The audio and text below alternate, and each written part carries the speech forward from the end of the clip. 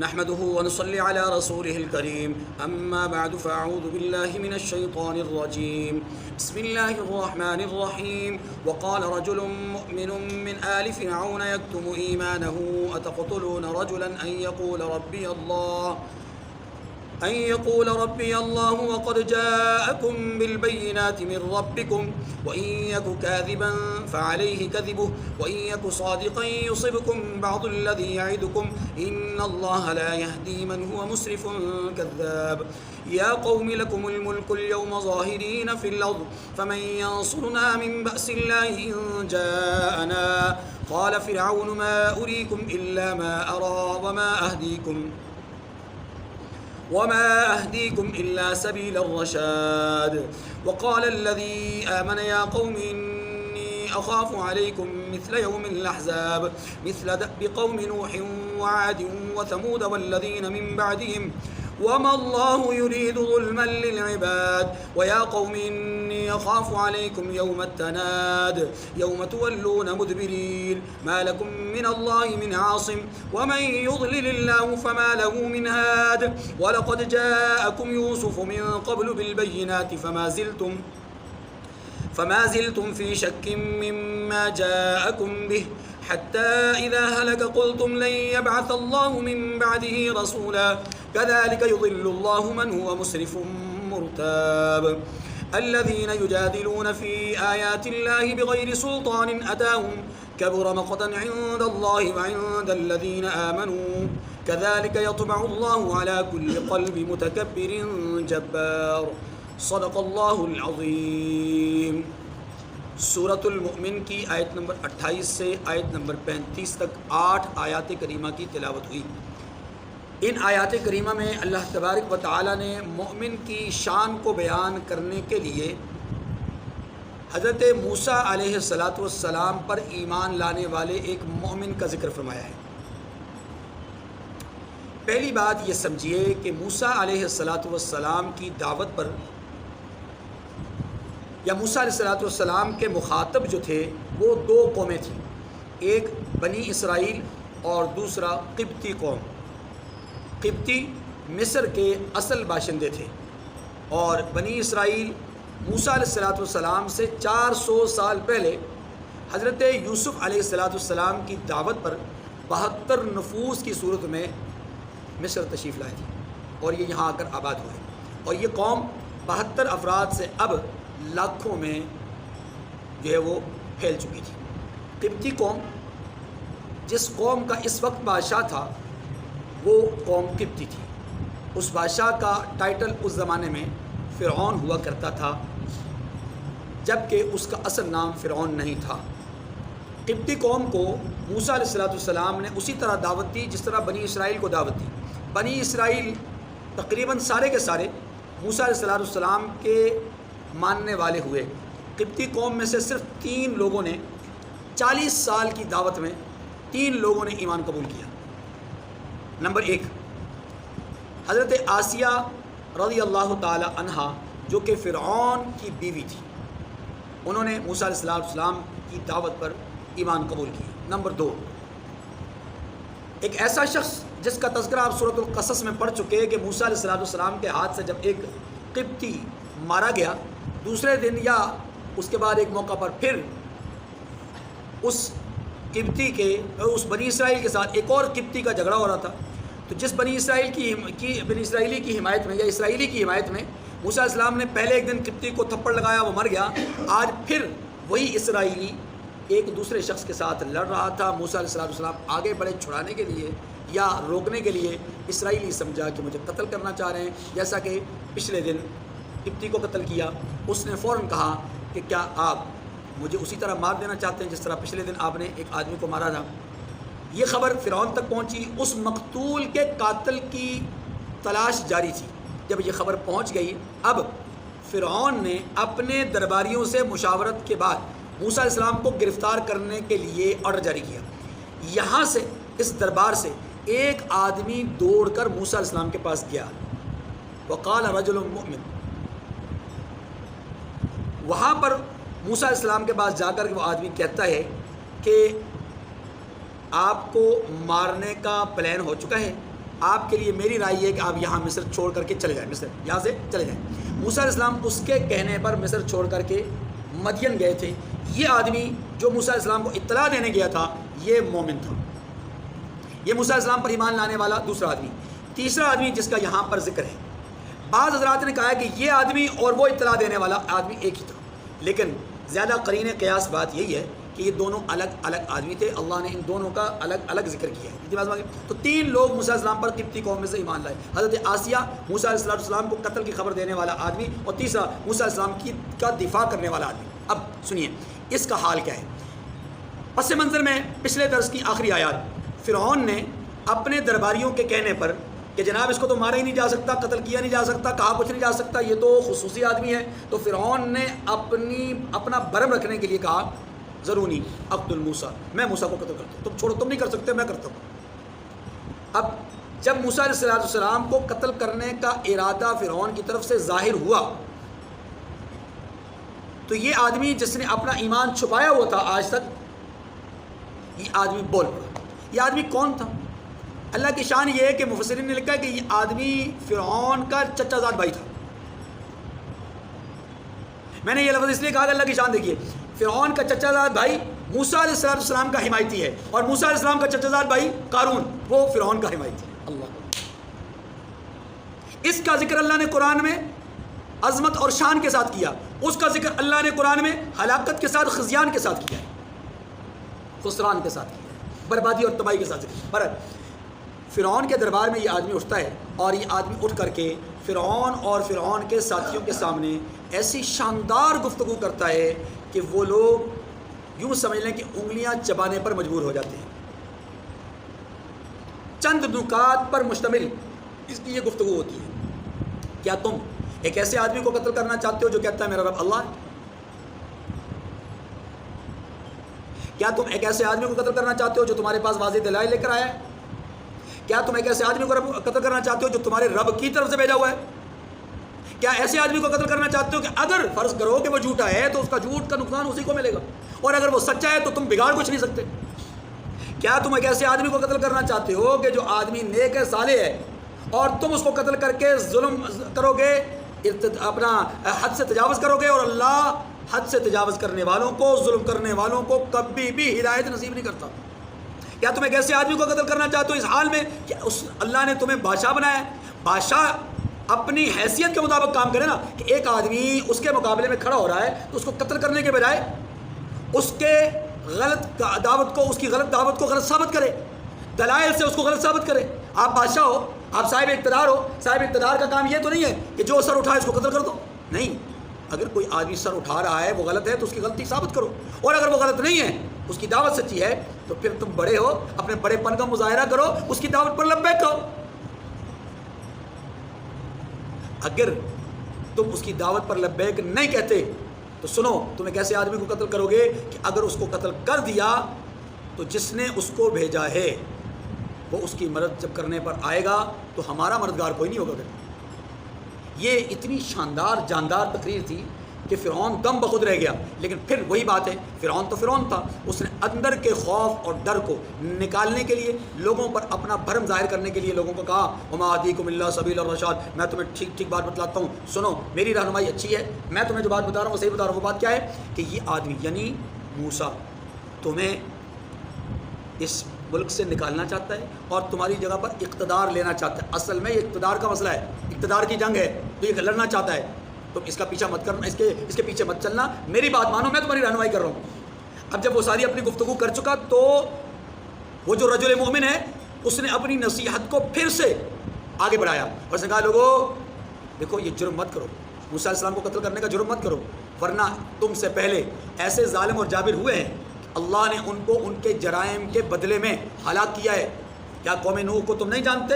قوم عاد اور قوم ثمود کی داستان تمہیں معلوم نہیں؟ مصر کے قریب ہی تو ان کے کھنڈرات ہیں، آئے روز تم نے سینہ بسینہ ان کے واقعات سن رکھے ہیں، کیا ان کے حالات سے تم واقف نہیں؟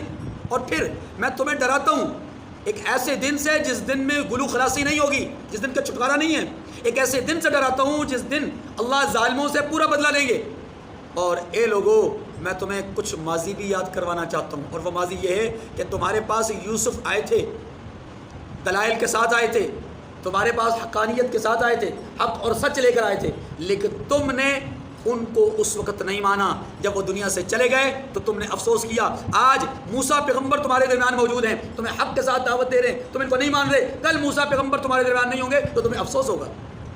تو بجائے اس کے کہ کل افسوس کرو یوسف کے بعد افسوس کرنے والوں کی طرح، تم کل کو ان کے بعد بھی افسوس کرو، بہتر یہی کہ ان کو مان لو۔ یہ ایک ناصحانہ گفتگو تھی جو موسیٰ علیہ السلام کے ماننے والے مومن نے، جو کہ آل فرعون سے تعلق رکھتا تھا، فرعون کے گھرانے سے تعلق رکھتا تھا، اس نے گفتگو کی۔ اللہ تعالیٰ نے اس کی گفتگو کو یہاں پر ذکر کیا۔ دیکھیے، وقال رجل مؤمن من آل فرعون، فرعون کے لوگوں میں سے ایک مومن شخص نے کہا، کیا کہا؟ حالت اس کی کیا تھی؟ یکتم ایمانہ، جو اپنے ایمان کو چھپاتا تھا، یعنی جس نے اب تک اپنے ایمان کو چھپایا ہوا تھا، لیکن جب قتل موسیٰ کا مشورہ ہوا اب ان سے رہا نہیں گیا، ان سے رہا۔ اتقتلون، کیا کہا؟ اتقتلون رجلا، کیا تم ایسے شخص کو قتل کرنا چاہتے ہو؟ ان یقول ربی اللہ، جو کہتا ہے کہ میرا پروردگار اللہ ہے، یعنی جس کا دعویٰ یہ ہے کہ اس کا رب اللہ ہے، اگر وہ اپنے دعوے میں جھوٹا ہے، تو تم سچا دعویٰ بتا دو، اس کو سچی بات بتا دو اگر تمہارے پاس کوئی دلیل ہے۔ وقد جاءکم بالبینات، تمہارے پاس دلیل نہیں، دلیل تو وہ لے کر آیا ہے۔ وقد جاءکم بالبینات، وہ تمہارے پاس دلائل لے کر آیا ہے، کہاں سے؟ من ربکم، تمہارے رب کے یہاں سے نشانیاں لے کر آیا، اور وہ نشانیاں تمہیں اس نے دکھائیں، عصائے موسیٰ، ید بیضا تمہیں دکھائیں۔ تمہارے پاس کوئی توڑ ہے تو جواب دو، تمہارے پاس اس کا کوئی مقابل ہے تو جواب دو، اور اگر توڑ نہیں، جواب نہیں، مقابل نہیں تو پھر مان لو، تسلیم کرو، قتل کرنے کے در پہ ہو گئے ہو۔ اللہ اکبر کبیرہ۔ یہ رجل مؤمن حضرت موسیٰ علیہ السلام کے زمانے کے ہیں، اور ایک رجل مؤمن وہ ہے جو محمد رسول اللہ صلی اللہ علیہ وسلم کے زمانے کے ہیں۔ مسند بزار کی روایت ہے، سیدنا حضرت علی المرتضیٰ رضی اللہ تعالیٰ عنہ نے ایک مرتبہ ایک مجلس میں پوچھا کہ مجھے ایک بات بتلاؤ، اور بات سچی سچی بتلانی ہے کہ من اشجع الناس، لوگوں میں سب سے زیادہ بہادر کون ہے تمہاری نظروں میں؟ تو لوگوں نے کہا جناب آپ، ظاہر لوگوں کے سامنے بہت سارے واقعات تھے، مرحب کا قتل تھا، خیبر کی فتح تھی، وغیرہ وغیرہ۔ اللہ اکبر۔ جناب سیدنا حضرت علی المرتضیٰ رضی اللہ تعالیٰ نے فرمایا، سنو لوگو،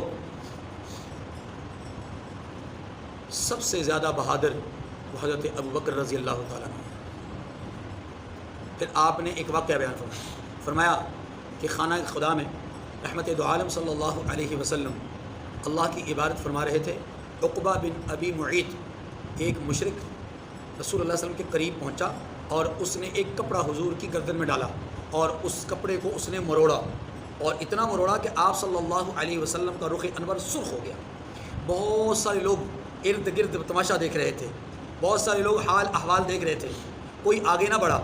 حضرت ابو بکر رضی اللہ تعالیٰ عنہ کو خبر ملی، آپ دوڑتے ہوئے آئے، لوگوں کی صفوں کو چیرا اور چیر کر کے عقبہ بن معیط کے پاس گئے، اس کو لاتیں ماری، اس کو مکے مارے، گھونسے مارے، اور اس کو پرے ہٹایا اور دور گرایا، اور دور گرا کر کے آپ کے وجود اقدس سے اس کپڑے کو ہٹایا،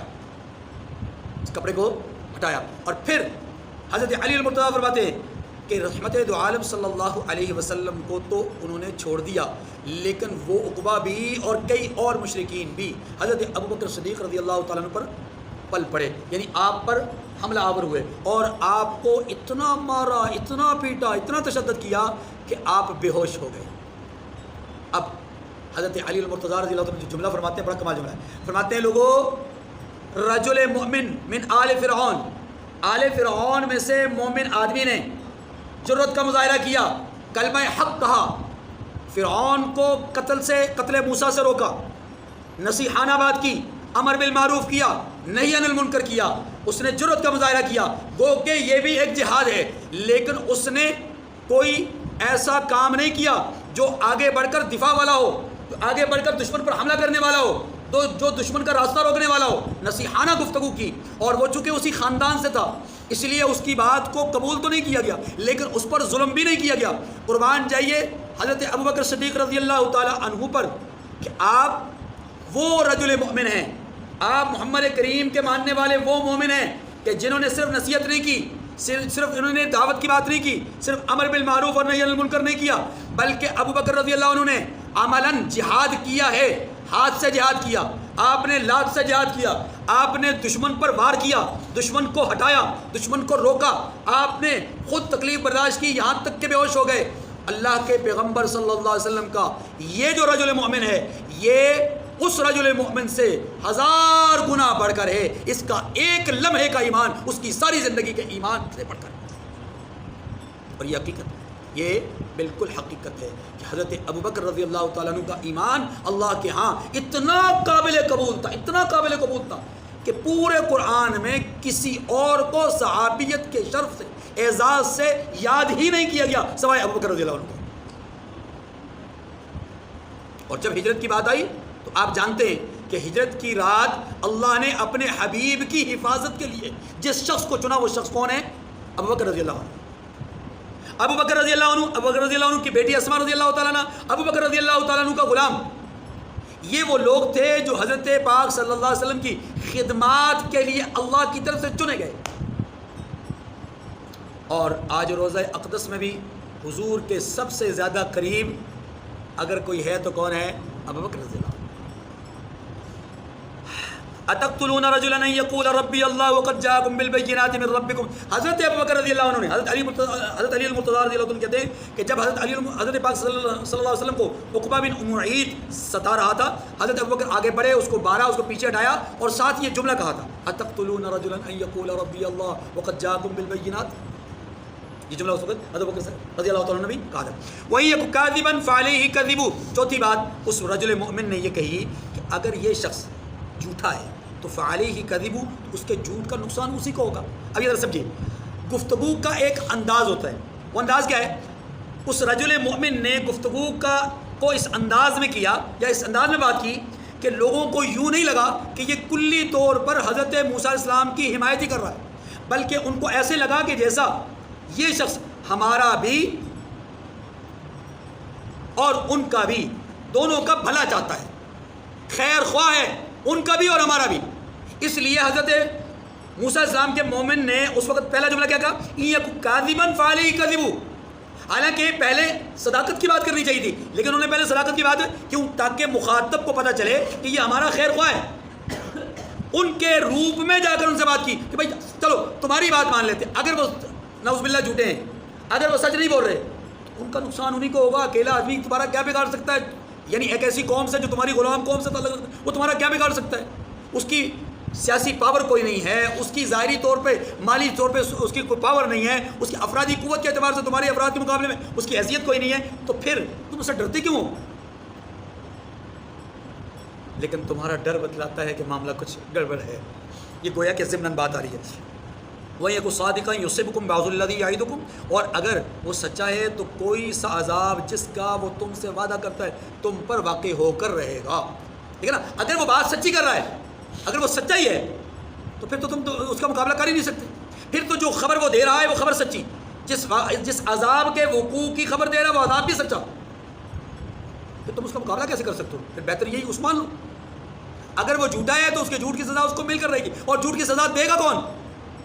یہ بھی اس نے ایک بات کہی تھی، گویا یہ بھی ضمن نے کہہ دیا کہ جھوٹ کی سزا وہی دے گا جس کی طرف یہ جھوٹ منسوب کر رہا ہے۔ یعنی اللہ، اگر اللہ کی طرف یہ جھوٹ منسوب کر رہا ہے تو اللہ سزا دے گا، اور اگر یہ سچا ہے تو پھر جس کی طرف سے یہ سچائی لے کر آیا ہے وہ تمہارا کچھ بھی نہیں چھوڑے گا، تمہارا رہے گا کچھ نہیں، عذاب واقع ہو کر کرے گا۔ ان اللہ لا یہدی من هو مسرف کذاب، بے شک اللہ اس شخص کو ہدایت نہیں دیتا جو مسرف ہو، کذاب ہو، یعنی حد سے زیادہ جھوٹ بولنے والا ہو۔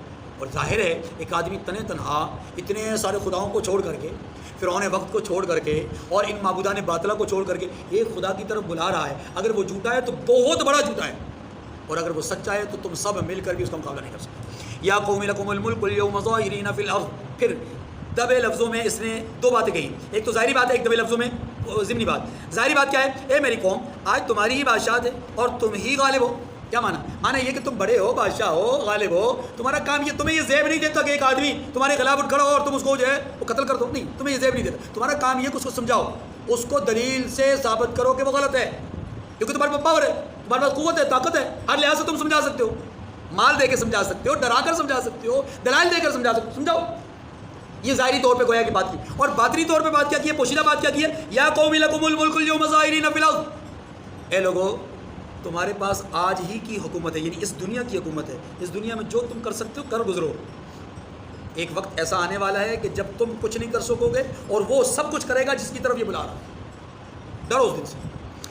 فَمَن يَنصُرُنَا مِن بَأْسِ اللَّهِ إِن جَاءَنَا، لیکن اگر ہم پر اللہ کا عذاب آ گیا تو اس کو دور کرنے کے لیے ہماری مدد کون کرے گا؟ کوئی ہے جو ہماری مدد کر سکے؟ نہیں۔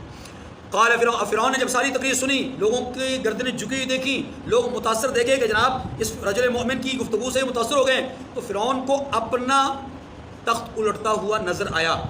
اس نے فوراً خود کو سنبھالتے ہوئے، اندر کے خوف کو ذرا دباتے ہوئے، ظاہری طور پر اپنا جو بھرم ہے اس کو قائم رکھنے کے لیے کیا کہا؟ قال فرعون ما اریکم الا ما ارا وما اهدیکم الا سبیل الرشاد۔ دو باتیں اس نے کہیں۔ فرعون نے کہا میں تمہیں وہی بات سمجھاتا ہوں جو مجھے سوچتی ہے، مطلب یہ کہ جو مجھے اچھی لگتی ہے وہی بات تو سمجھا رہا ہوں اور سمجھا کے آ رہا ہوں، وما اهدیکم الا سبیل الرشاد، اور وہی راہ بتاتا ہوں جس میں بھلائی ہے، یعنی جس میں بھلائی دیکھتا ہوں وہی راستہ تمہیں بتاتا ہوں۔ دیکھیے یہ فرعون کا وہ جملہ ہے جو میں نے گزشتہ درس میں بھی ایک بات کہی تھی، آج کے سیاسی جو عمائدین ہیں یا جو ملکوں کے سربراہ اور قائدین اور لیڈر ہیں یا بڑی بڑی سیاسی پارٹیوں کے جو سربراہان ہیں، ان کا طرز گفتگو اور ان کا جو لوگوں کو سبز باغ دکھانے کا ایک معاملہ ہے وہ بالکل ویسا ہی ہے جیسا فرعون کا تھا۔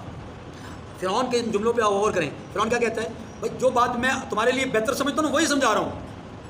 سیاستدان بھی ہم یہی کہتے ہیں جناب ہم ملک کے لیے قوم کے لیے سوچتے ہیں، ہم نے کبھی اپنے لیے نہیں سوچا، واقعی نہیں سوچا، اپنے لیے نہیں سوچا، اپنی تجوریوں کے لیے سوچا ہے، اپنے لیے نہیں سوچا، اپنی اولادوں کے لیے سوچا ہے، اپنے لیے نہیں اپنے بیٹوں کے لیے، اپنے سسرالی رشتہ داروں کے لیے سوچا ہے، ان کا بینک بیلنس بڑھایا ہے، اپنے لیے تو کبھی نہیں سوچا۔ خود تو وہ بیچارے اتنے کلاش ہوتے ہیں کہ لگتا ایسا ہے کہ پورے ملک کے باسیوں کو چاہیے کہ وہ ان کو سکھاتے ہیں۔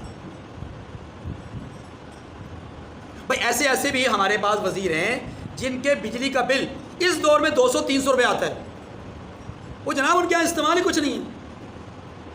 یہ ہے بولنے کی بات، اور دیکھنے کی بات کیا ہے کہ اتنے بدقماش ہیں کہ ایک دعوت کرتے ہیں، نجی دعوت، اپنے گھریلو جو دعوت ہوتی ہے ان میں لوگوں کو بلاتے ہیں اور لان میں باہر اوپن ایریا میں چلر لگا کر کے گرمیوں کے دنوں میں انجوائے کر رہے ہوتے ہیں، اور بجلی کا بل 200-300 روپے آتا ہے۔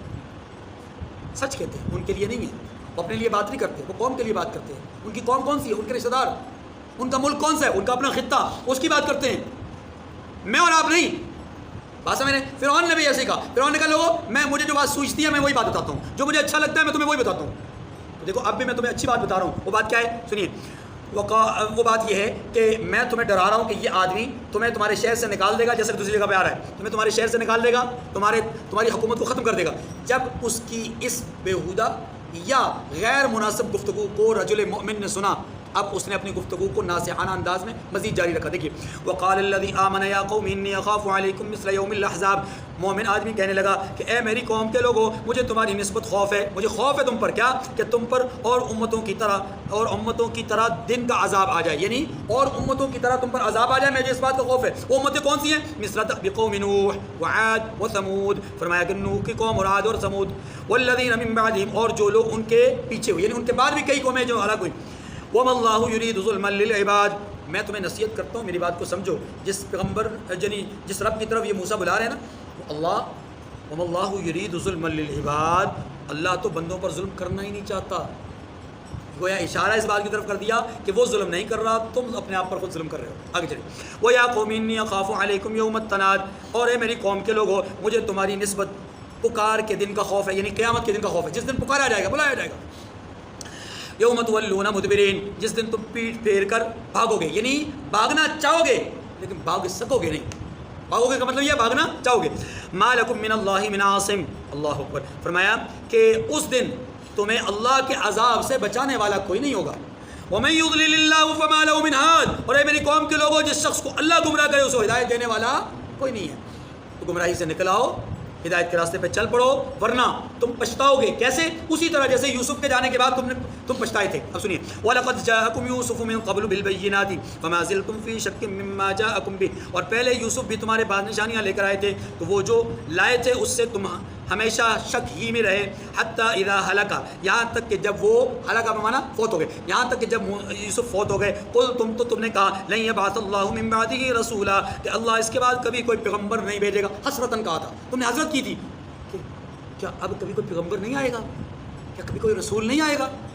کذالک یضل اللہ من هو مسرف مرتاب، اسی طرح اللہ اس شخص کو گمراہ کر دیتا ہے جو حد سے نکل جانے والا اور شک کرنے والا ہو۔ دیکھیے جی، اس آیت کریمہ میں یوسف کا ذکر ہے کہ یوسف جب تمہارے پاس واضح دلائل کے ساتھ آئے تو تم ان کے لیے ہمیشہ شک میں رہے، یعنی ان کی زندگی میں شک میں رہے، لیکن جب وہ دنیا سے چلے گئے تو تمہیں حالات بگڑتے ہوئے نظر آئے تو تم نے کہا کہ کیا اب کوئی پیغمبر نہیں آئے گا جو حالات کو سدھار سکے؟ اب سنیے، یہ یوسف کون ہے؟ یہ یوسف کون ہے؟ ایک رائے یہ ہے، یہ یوسف بن افراہیم ایک اور پیغمبر ہیں جن کا نام یوسف علیہ السلام ہے۔ یوسف بن یعقوب نہیں، بلکہ یوسف بن افراہیم ایک پیغمبر ہیں، یہ وہ ہیں۔ یہ بھی اسی قوم میں مبعوث ہوئے تھے حضرت یوسف علیہ السلام کے بہت بعد۔ ایک قول یہ، دوسرا قول یہ کہ نہیں، یہ حضرت یوسف علیہ السلام ہی ہیں جو کہ مشہور یوسف ہیں جن کے نام پر سورہ یوسف ہے، اور وہی یہاں بنی اسرائیل کے آنے کا سبب بھی بنے تھے۔ یہ انہی یوسف علیہ السلام کا ذکر ہے۔ اب اگر وہی یوسف علیہ السلام ہیں تو وہ تو لوگوں کے لیے بڑے خیر خواہ تھے، لوگ ان کو پسند کرتے تھے، ہاں جی، تو پھر یہاں پر کیوں ذکر کیا گیا کہ جب وہ آئے واضح دلائل کے ساتھ تو تم شک میں رہے؟ تو جواب سنیے، یوسف علیہ السلام کی دو حیثیتیں تھیں، بیت المال کی حفاظت اور اس کا تصرف اور اس کا استعمال، ایک یہ حیثیت، اور دوسری حیثیت تھی آپ کی نبوی۔ حضرت یوسف علیہ السلام کی جو پہلی حیثیت ہے، یعنی کہ اس کے استعمال اور اس کے حوالے سے جو حفاظت ہے، اس حیثیت کو پورا مصر تسلیم کرتا تھا، اور ان کا یعنی اہلِ مصر کا حضرت یوسف علیہ السلام کے ساتھ اس بنیاد پر بڑا گہرا تعلق تھا، یہاں دو رائے نہیں تھی۔ لیکن یوسف علیہ السلام کی نبوی حیثیت میں انہوں نے ہمیشہ شک کیا۔ یہی بات قرآن کہہ رہا ہے کہ جب یوسف علیہ السلام واضح دلائل کے ساتھ آئے تو تم نے نبوی حیثیت میں ان پر شک کیا، جبکہ مالی حیثیت میں تم نے ان پر اعتماد کیا، ان کے سپرد بیت المال کر دیا۔ یہ خطاب کون کر رہا ہے؟ آل فرعون میں سے مومن آدمی، اور خطاب کس کو کر رہا ہے؟ اصل خطاب فرعون کو ہے اور فرعون کے ساتھ اس کے ساتھیوں کو ہے۔ اب سنیے، حضرت یوسف علیہ السلام جب آئے تھے اس وقت وہاں حکومت کس کی تھی؟ قبطی لوگوں کی، وہاں فرعون ہی تھا، اس زمانے کا فرعون تھا۔ حضرت یوسف نے اسی زمانے کے فرعون کو اس کے خواب کی تعبیر بتلائی، اور تعبیر بتلانے کے نتیجے میں اس شخص نے چاہا، یعنی اس زمانے کے فرعون نے چاہا کہ میں اس شخص کو اپنا خصوصی طور پر مشیر، اپنا مصاحب بنا لوں۔ انہوں نے کہا مصاحب بنانے کے بجائے مجھے آپ اگر اس خواب کی تعبیر کو تم نے اصلی حالت میں دیکھنا ہے اور اس سے حفاظت بھی پانی ہے، نجات بھی پانی ہے اس پریشانی اور مشکلات سے، تو پھر آپ بیت المال میرے سپرد کر دیجیے۔ اس نے کر دیا۔ یہ اعتماد کیا مالی اعتبار سے، یہ اعتماد کیا آپ کی شخصیت کی بنیاد پر، آپ کے ذاتی اوصاف کی بنیاد پر، جو آپ کی زبان میں صداقت تھی، جو آپ کے چہرے کی وجاہت تھی، جو آپ کے عمل کا اور کردار کا پاکیزہ پن تھا، اس پر اعتماد کرتے ہوئے مال ان کے سپرد کر دیا۔ لیکن جب حضرت یوسف علیہ السلام نے اپنی نبوت کا اعلان کیا، نبوت کا اظہار کیا، ان لوگوں نے آپ کے نبی ہونے میں شک کیا، کیونکہ یہ نبوت سے آشنا لوگ نہیں تھے۔ یہ بات سمجھے، یہ نبوت سے آشنا لوگ تھے نہیں، ان کا تو زمانہ ہی کفر میں گزرا، فرعون در فرعون اور جہالت در جہالت۔ اسی جہالت کی بنیاد پر نبوی شان کو سمجھ نہ سکے اور شک اور تردد کرتے رہے۔ بالکل اسی طرح یہ انداز تخاطب بتلا رہا ہے کہ اللہ ان کلمات کے ذریعے سے، ان آیات کے ذریعے سے اہلیان مکہ کو بھی تنبیہ کر رہے ہیں کہ تمہارے پاس 2600 سال سے نبی کوئی نہیں آئے، تو تم شان نبوت کو ہی بھول گئے، تم منصب نبوت کی حیثیت اور عظمت اور اس کے مرتبت کو ہی بھول گئے۔ اسی لیے تو تم نے کہا قالوا لولا نزل هذا القرآن على رجل من القريتين عظيم، اگر قرآن نے اترنا ہی تھا، اگر کسی نے نبی بننا ہی تھا، تو پھر مکہ اور طائف دو وادیوں میں سے ان میں سے جو کوئی بڑا سردار ہوتا یا کسی بڑے سردار کو جو ہے وہ نبوت دے دی جاتی۔ یہ کیا ہے؟ ایک ایسے آدمی کو جو یتیم ہے، ایک ایسے آدمی کو جس کے پاس ظاہری طور پہ مال نہیں، اس کو نبوت مل گئی۔ تو یہ سمجھانا مقصود ہے کہ تم بھی اسی طرح شک کر رہے ہو جیسا مصریوں نے حضرت یوسف علیہ السلام کی نبوت میں شک کیا۔ اب دیکھیں، ان کی زبان پر اعتماد تھا، ان کی وجاہت پر اعتماد تھا، ان کی شخصیت اور کردار پر اعتماد تھا، بیت المال ان کے سپرد کر دیا۔ تم نے بھی محمد کریم کی نبوت ذات پر اعتماد کیا، نطق نبوت پر یعنی زبان محمد پر آپ نے اعتماد کیا، آپ نے ان کے کردار پر اعتماد کیا۔ یہی تو وجہ ہے کہ تم نے جنگ سے بچنے کے لیے حجر اسود کو ان کے فیصلے کے اوپر چھوڑ دیا، یہ ان پر اعتماد ہے۔ لیکن جب انہوں نے اعلان نبوت فرمایا تو تم شک میں پڑ گئے کہ یہ کیسے ہو سکتا ہے ان کو نبوت ملے۔ تو تمہاری حالت بالکل مصریوں قبطیوں کی طرح ہے، تو وہ جو رجل مومن وہاں خطاب کر رہا ہے، اسی طریقے سے یہ رجل مومن خانہ خدا میں کھڑے ہو کر کے ابو بکر کی صورت میں تمہیں خطاب کر کے کہہ رہا ہے اتقتلون رجلا ان یقول ربی اللہ. اب بات سمجھائیے، دیکھیں حتی اذا ہلک قلتم لن یبعث اللہ من بعد رسول. اب ان کا حضرت یوسف کے چلے جانے کے بعد حسرت کرنا یہ کیا ہے؟ سنیے، یوسف علیہ السلام جب تک تھے تو مالی حالات بہت اچھے تھے، نبوت میں ان کی شک کرتے تھے لیکن مالی حالات بہت. جب یوسف علیہ السلام دنیا سے چلے گئے نا تو مالی حالات کمزور ہونا شروع ہو گئے. تو اب اہلیان مصر کی زبانوں پر ایک جملہ آنے لگا کہ کتنا اچھا آدمی تھا وہ واقعی کہیں سچا نبی تو نہیں تھا، وہ واقعی رسول تو نہیں تھا، کیونکہ اس سے پہلے بھی ہمارے حالات اتنے اچھے نہیں تھے، اس کے بعد بھی حالات اچھے نہیں ہیں. تو اب ان کا جو اپنا کردار تھا اس پر انہیں افسوس ہونے لگا. وہ کہنے لگے کہ کاش کہ کوئی اور نبی آ جاتا، کاش کہ کوئی اور رسول آ جاتا ہمارے حالات میں. تو یہ ہے بات، لن یبعث اللہ من بعد رسولا، کہ اللہ اب کبھی کوئی نبی نہیں بھیجے گا، کوئی رسول نہیں بھیجے گا. الذین یجادلون فی آیات اللہ بغیر سلطان اتاہم، جو لوگ بغیر اس کے کہ ان کے پاس کوئی دلیل آئی ہو، یعنی ان کے پاس دلیل کوئی نہیں ہے، بغیر دلیل کے اللہ کی آیتوں میں جگرتے ہیں. کبر مقتا عند اللہ وعند الذین آمنوا، اللہ کے نزدیک اور مومنوں کے نزدیک یہ سخت قسم کا جھگڑا اور ناپسندیدہ عمل ہے. ذلک یطبع اللہ علی کل قلب متکبر جبار، اسی طرح اللہ ہر متکبر سرکش کے دل پر مہر لگا دیتا ہے. جب کوئی آدمی سرکشی پر اتر آتا ہے، جب کوئی آدمی عناد پر آ جاتا ہے، دیکھیے ایک وہ کافر ہوتا ہے جو مطلقاً کافر ہوتا ہے، انکار کرتا ہے، اس کے پاس ہدایت کے آثار آتے ہیں وہ قبول کر لیتے ہیں. لیکن ایک کافر وہ ہوتا ہے جو کفر جحود سے تعلق رکھتا ہے، یعنی عنادی کافر ہوتا ہے، جانتے بوجھتے دلائل کو جانتے بوجھتے دلائل کو سمجھنے کے باوجود صدق کی بنیاد پر انکار کرتا ہے. اللہ ایسے آدمی کی قسمت میں ایمان اور ہدایت نہیں لکھتے. وآخر الدعوانا الحمد للہ رب العالمین.